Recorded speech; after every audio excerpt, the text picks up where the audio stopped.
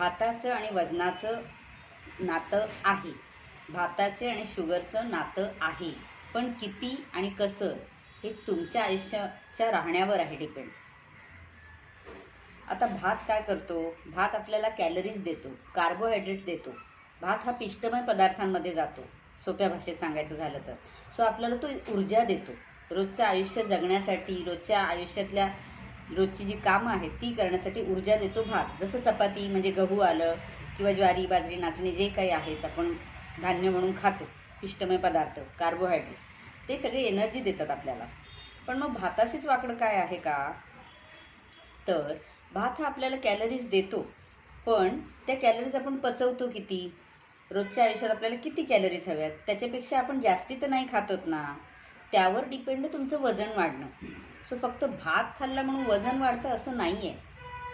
भात तुम्ही किती खाता, कोणता भात खाता, कोणत्या वेळी खाता, कुठल्या प्रकारामध्ये खाता.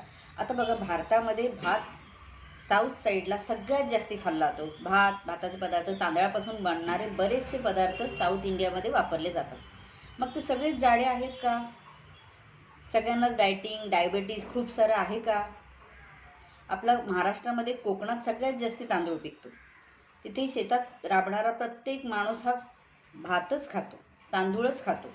मग त्यांचं वजन वाढलेलं आहे का? त्यांना जिम, डायटिंग अशी काही गरज लागते का?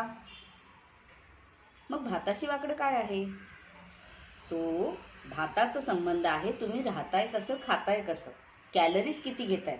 भातामधून जी तुम्हाला ऊर्जा मिळते ती तुम्ही वापरताय का? शरीरात ऊर्जा तर टाकली, एनर्जी टाकली, पण मग ती वापरली गेली का तुमची? भात खाल्लाय, बसून राहिलात. बरं, भात किती खावा त्यावर पण आहे ना. त्यामुळे भाताचा आणि कॅलरीजचा संबंध तर आहे, पण तो तुम्ही किती खाताय त्यावर पण आहे. दिवसाला 1 वाटी शिजलेला भात चालेल, 1 वाटी तांदूळ नाही हो, 1 वाटी शिजलेला भात हा तुम्हाला शरीराला वजन वाढायला काहीही त्रास देत नाही, त्याच्यामुळे वजन वाढत नाही. तुम्ही त्याच्यापेक्षा जास्ती खाताय किंवा त्याच्यासोबत इतर काही खाताय त्यावर पण डिपेंड आहे तुमचं भाताने वजन वाढेल का.